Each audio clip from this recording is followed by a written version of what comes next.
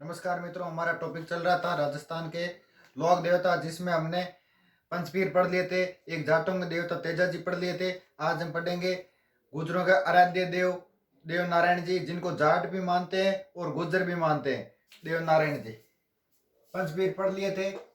एक जाटों के देवता बहुत ही फेमस तेजा जी पढ़ लिए थे। आज हम पढ़ेंगे देव नारायण जी। ये गुजरों के आराध्य देव है। क्या है? गुजरों के आराध्य देव। इनको गुजर जाति के सबसे ज्यादा मानते हैं और इनको जाट भी पूछते हैं। ठीक है, अब हम इनके राशन कार्ड और आधार कार्ड के बारे में बात करेंगे। इनका नाम है, क्या पिता का नाम है, इनका जन्म कब हुआ था। सबसे पहले जन्म हुआ था मित्रों इनका 1243 ईस्वी। और अगर आपको विक्रम संवत पूछ ले तो 57 प्लस कर देना, 1300 विक्रम संवत हो जाएगा। क्या हो जाएगा? 1300 विक्रम संवत। और स्थान कौन सा था? स्थान हम इनका देखें तो आसिंद भीलवाड़ा। कहाँ पे हुआ था इनका स्थान? जन्म स्थान कौन सा है? आसिंद भीलवाड़ा। आसिंद एक जगह है भीलवाड़ा में, वहां पे इनका जन्म हुआ था। पालन पोषण कहाँ हुआ था? पालन पोषण इनका हुआ था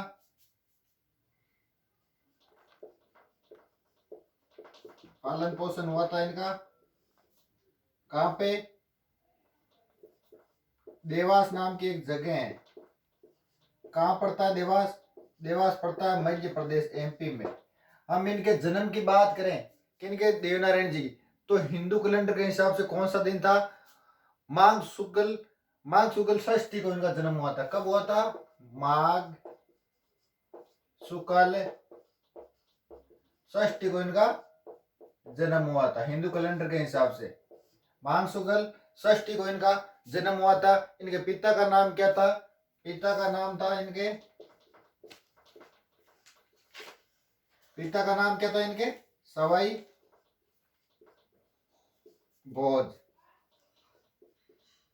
कौन सी गोत्र से थे ये थे बगड़ावत।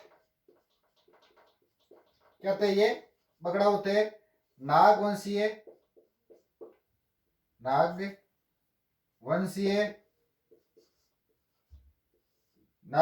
गुजर थे। क्या थे? नागवंशीय गुजर थे। बगड़ावत नागवंशीय गुजर थे। माता का नाम क्या था? माता का नाम देखे तो सड्डू खटानी नाम आता है इनका, और साडू माता भी बोलते हैं इनको। सड्डू खटानी नाम आता है। खटानी इनकी गोत्र है। पत्नी का नाम पीपल दे। कहाँ की थी ये धार नाम की एक जगह है। कहाँ पड़ता है? एमपी में पड़ता है। धार नाम की एक जगह है एमपी में। वहां से कौन? People they. किसकी पुत्री थी ये? वहां के जय सिंह। इनके पिता पीपल दे के पिता का नाम क्या था? जय सिंह। उनकी ये पुत्री थी। कौन? पीपल दे, जो देवनारायण जी की पत्नी थी। बचपन का नाम हम देखें, देवनारायण जी के बचपन का नाम क्या था? बचपन का नाम उदय सिंह। क्या था? उदय सिंह। देवनारायण जी के बचपन का नाम क्या था? उदय सिंह था। अब देखो होता क्या है, एक जगह है कहां पे? अजमेर में बिनाई। कौन सी जगह? अजमेर में बिनाई नामक की एक जगह है। वहां का राजा था कौन? दुर्जन साल। इसने दुर्जन साल ने इनके देवनारायण जी के पिता की हत्या की थी। दुर्जन साल ने किन की? सवाई भोज की हत्या की थी। तो देवनारायण जी ने, दुर्जन साल नाम से पता चलता है दुर्जन दुष्ट थे ये। देवनारायण जी ने अपने पिता का बदला लेने के लिए अपने भाई महेंदु, इनके भाई थे, अपने भाइयों के साथ इनका बदला दिया। महेंदु, गुणा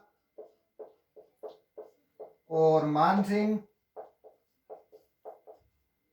महेंदु, गुणा मानसिंह और मदन मोहन के साथ मिलकर इनकी हत्या की थी। और क्या हुआ, इनको मारकर लोगों को इनसे मुक्ति दिलाई थी। ये क्या दुष्ट था, एक दुष्ट राक्षस की प्रवृत्ति का था। इन्होंने दुर्जन साल ने देवनारायण जी पिता की हत्या की थी। तो देवनारायण जी ने अपने भाई मेहंदू, भोणा, मानसिंह और मदन मोहन के साथ मिलकर इनकी हत्या कर दी। ठीक है दोस्तों, इसके बाद हम बात करते हैं देवनारायण जी के प्रतीक की। प्रतीक क्या है? प्रतीक मतलब लोगो क्या? देवनारायण जी का मंदिर में लोगो क्या है? सर्प। अब यहाँ पे कंफ्यूज होता है, सर्प तो देवनारायण जी का भी सर्प है, और किन का सर्प है? गोगो जी का भी सर्प है। तो इनमें ध्यान रखना दोस्तों, गोगो जी का जो सर्प है वो तो ऐसे खड़ा मिलेगा मंदिर में। कैसा मिलेगा? ऐसे खड़ा प्रतीक मिलेगा। और जो देवनारायण जी का है वो ऐसे गंठेली मार के बेटा सर्प मिलेगा। ये देवनारायण जी का लोगो है, ये गोगो जी महाराज का लोगो है। ठीक है दोस्तों, इनके मंदिर में पूजा किसकी होती है? मंदिर में पूजा किसकी होती है? मंदिर में इनके पूजा होती है दो ईंटों की। किनकी पूजा होती है? दो ईंटों की होती है। और किससे होती है? इनकी होती है नीम की पत्तियों से इनकी पूजा होती है। किससे होती है? नीम की पत्तियों से इनकी पूजा होती है। नीम की पत्तियों से इनकी पूजा होती है। देवनारायण जी मंदिर में इन दो ईंटों की पूजा होती है और नीम की पत्तियों से इनकी पूजा होती है। देखो एक बार रिपीट कर रहा हूं, जन्म कब हुआ था? 1243 ईस्वी में हुआ था। इसमें 57 साल प्लस कर दे तो 1300 विक्रम संवत आ जाएगा। और स्थान कौन सा? आसिंद भीलवाड़ा है। पालन पोषण इनका कहाँ हुआ था? देवास एमपी में हुआ था। और पिता इनके सवाई भोज थे, जिनकी हत्या किसने की? दुर्जन साल ने की थी। और दुर्जन साल को फिर किसने मारा था? देवनारायण जी ने मारा था। किसके सहयोग से मारा था? मेहंदू, भोणा, मानसिंह और मदन मोहन के सहयोग से मारा था। और अपने पिता का बदला लिया था। और दुर्जन साल की हत्या कर, दुर्जन साल के नाम से पता चलता है कि वो दुष्ट था, लोगों को तंग करता था, इसलिए देवनारायण जी ने इनकी हत्या कर दी। और पत्नी का नाम पीपल दे था। कहाँ की थी? धार एमपी की थी। जय सिंह की पुत्री थी। और बचपन का नाम उदय सिंह भिनाई अजमेर का वो दुर्जन साल था। ठीक है, इनका जन्म हिंदू कैलेंडर के हिसाब से कब हुआ था? माघ शुक्ल षष्ठी को हुआ था। गुजरों का आराध्य देव है, इनको जाट भी मानते हैं। ठीक है दोस्तों, प्रतीक क्या है? सर्प है, ऐसे घंटेली मारा हुआ बैठा हुआ सर्प है। मंदिर में दो ईंटों की पूजा होती है, पत्तियों से इनकी पूजा होती है। अब इनके उपनाम देखेंगे। उपनाम क्या है? देखो, उपनाम सभी का उपनाम होता है। जैसे अपने साथ में कभी कभी क्या होता है, क्लास में एक धापुड़ी नाम की छोरी पढ़ते और बाद में वो बड़ी और काय करे डिम्पल नाम फेसबुक आईडी बनाते। आपस होता धापुड़ी कट्टे धापुड़ी नाम तो है ही कौन, क्योंकि डिम्पल नाम बना ली। इस वास्ते इनके उपनाम क्या क्या हम देखेंगे। इनके उपनाम है, उपनाम क्या है? विष्णु के अवतार। क्या है? विष्णु के अवतार। देखो दोस्तों, यहाँ पे हमें पता चलता है कि विष्णु ने टोटल 10 अवतार है, जिनमें इनका देवनारायण जी का नाम कहीं नहीं आता, क्योंकि 9 अवतार ले चुके हैं विष्णु। उनमें कोई इनका जिक्र नहीं है, लेकिन इनको मानते हैं कि ये विष्णु के अवतार हैं। और क्या मानते हैं इनको? आयुर्वेद के देवता मानते हैं। क्या मानते हैं? आयुर्वेद के देवता मानते हैं देवनारायण जी को। और गोरक्षक देवता मानते हैं, गोरक्षक देवता। विष्णु का अवतार तो मान ले, इसके पीछे कोई लॉजिक नहीं है। आयुर्वेद के पिता, आयुर्वेद के देवता क्यों मानते हैं इनको? आयुर्वेद के देवता इसलिए मानते हैं क्योंकि इन्होंने देसी नीम की पत्तियों से रोगों का इलाज बनाया है। नीम की पत्तियों से रोगों का इलाज किया, इसलिए इन्हें आयुर्वेद के देवता कहते हैं। गोरक्षक क्यों कहते हैं? क्योंकि ये गायें चराते थे और आज भी इनकी नस्ल की गायें मिलती है। इनके कहाँ मिलती है? आज सिंध में। जो पहले ये नस्ल की जो गायें चराते थे, वहां उस नस्ल की वो नहीं है, लेकिन उनके नस्ल की जो गायें हैं वो भी आज देखने को मिलती है। कहाँ मिलती है? आज सिंध में मिलती है। एक सबसे इंपोर्टेंट और सबसे महत्वपूर्ण क्या चीज है इनकी? फड़। फड़ क्या चीज है? देखो इनकी एक चीज याद रखना, फड़ इनकी सबसे लंबी है, सबसे लंबी है। और सबसे ज्यादा चित्रांगन की भी इनकी फड़ में है और सबसे छोटी भी इनकी फड़ है, सबसे छोटी भी इनकी फड़ है। और क्या है इनकी फड़ में, 2 सितंबर 1992 में इनकी फड़ पर 5 रुपए का डाक टिकट जारी हुआ। कितने रुपए का, 5 रुपए का डाक टिकट जारी हुआ।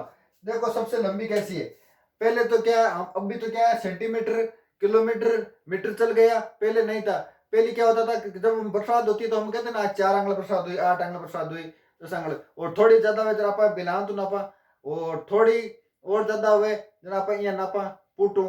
और बाद में पहले क्या होता था, जो लंबी चीज होती थी उनसे हाथ से नापा करते थे। तो ये फड़ कितने 25 हाथ लंबी है। कितनी, आप कहवा नहीं, कई बार सांप आवाज रखे 1 हाथ लंबो सांप हो, आप यहाँ थोड़ी ना कहवा के 2 फुट को सांप हो। तो इनकी फड़ कितनी है, 25 हाथ लंबी है। देवनारायण की फड़ कितनी है, 25 हाथ लंबी फड़ है। और सबसे छोटी कैसे है, सबसे सबसे ज्यादा चित्रांकन हुआ है, मतलब पर्दे पर जो फड़ है उन पर सबसे ज्यादा चित्रांकन हुआ है।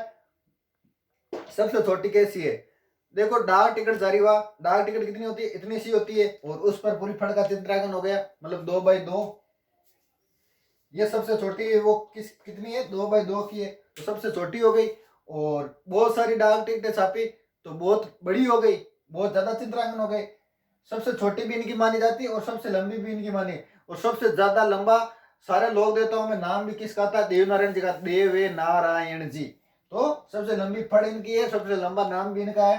2 सितंबर 1992 को 5 रुपए का डाक टिकट जारी हुआ, किन पर, देवनारायण जी की फड़ पर। पहले ये जब ये टिकट लॉन्च की गई, जब सर्वप्रथम चलाई गई भारत सरकार द्वारा, तो ये 2 रुपए की थी।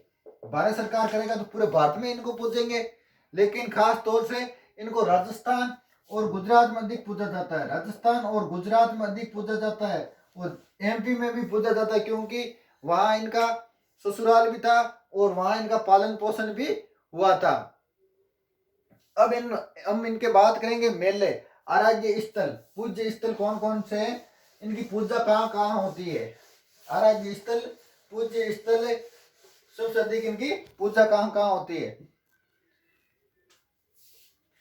आराध्य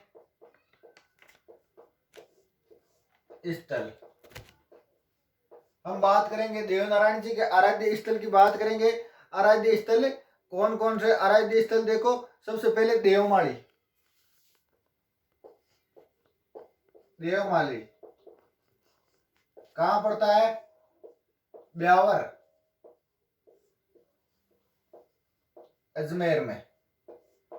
कहां पड़ता है दोस्तों, देवमाली पड़ता है ब्यावर अजमेर में। या इनका निर्वाण हुआ था, क्या हुआ था, निवारण हुआ था। निर्वाण मतलब इनका यहाँ पे निधन हुआ था। और कौन कौन से इनके आराध्य स्थल है, एक है देव जी की डूंगरी,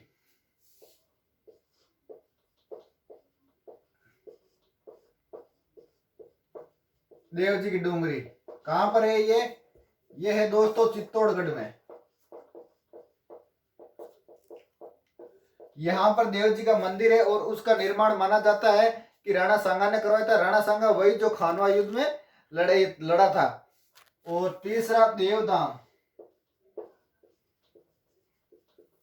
देवधाम कहाँ है, जोधपुरिया, जोधपुरिया में, जोधपुरिया कहाँ पड़ता है, टोंक में पड़ता है। वहां भी इनका मंदिर है, वहां भी इनकी पूजा होती है, किनकी, देवनारायण जी, देवधाम जोधपुरिया में। वहां इनका क्या है, वहां देवनारायण जी ने उपदेश दिए थे, उपदेश दिए थे, क्या दिए थे, उपदेश, उपदेश उपदेश दिए थे देवनारायण जी ने। और कहा इनकी पूजा होती है, और सबसे मेहन और मुख्य कहा, गोठा दंडावत, गोठा में इनकी पूजा होती है, गोठा दंडावत। ये कहाँ पड़ती है, ये पड़ती है आसिंद, कहाँ पड़ता है ये, आसिंद भीलवाड़ा में। कहाँ पड़ता है, आसिंद भीलवाड़ा पड़ता है। या इनकी पूजा होती है, ये यहाँ पे इसलिए पड़ता है क्योंकि यहाँ पे इनका क्या हुआ था, जन्म हुआ था। किनका, देवनारायण जी का जन्म हुआ था। देखो एक बार रिपीट कर रहा हूं मैं, देवमाली ब्यावर अजमेर में क्या हुआ था, निर्वाण हुआ था, इनकी मृत्यु हुई थी, निधन हुआ था। इसलिए यहाँ पे इनको पता था देव जी की डूंगरी चित्तौड़गढ़, यहाँ इनका मंदिर है, राणा सांगा ने बनवाया था। ठीक है। देवधाम जोधपुर टोंग में क्या है, इन्होंने देवनारायण जी ने क्या दिए थे, उपदेश दिए थे। गोटा दंडावत दंडावत आसिंद भीलवाड़ा में क्या है, इनका जन्म हुआ है। और ऐसा मानते हैं कि गुर्जरों को वरदान दिया है देवनारायण जी ने कि पक्के घर नहीं बना सकते, इसलिए पक्के घरों में भी नहीं रहते। आजकल तो शायद रहने लग गए होंगे, तो पक्के घरों में भी नहीं रहते। बोलो देवनारायण जी भगवान की जय।